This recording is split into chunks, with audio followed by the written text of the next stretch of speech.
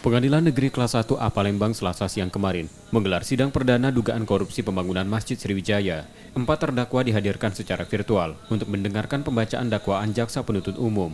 Keempat terdakwa yakni Edi Hermanto, Syarifuddin, Dwi Kridayanti, dan Yudi Arminto. Dalam dakwaannya JPU menjerat keempat terdakwa dengan pasal yang sama tentang tindak pidana korupsi.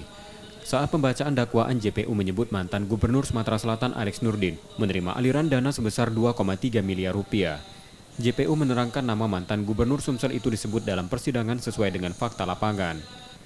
Bisa dijelaskan nggak keterlibatan mantan gubernur itu di dalam dakwaan, Pak?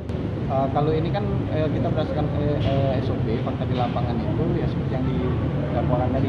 Berarti secara tidak langsung mantan gubernur kita menerima aliran dana ya kayak dari kasus ini?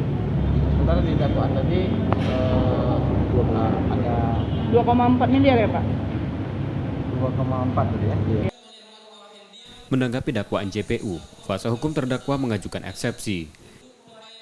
Tapi apapun isi dakwaan ini, tentunya ini kan merupakan dasar bagi hakim untuk mengadili ya.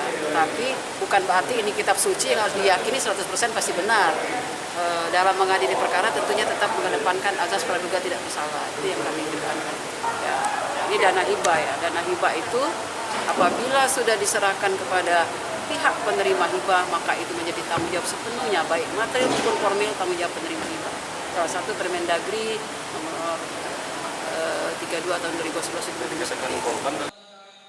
Sidang dugaan korupsi tersebut akan dilanjutkan pekan depan. Yudi Kiswanto, Kompas TV, Palembang, Sumatera Selatan.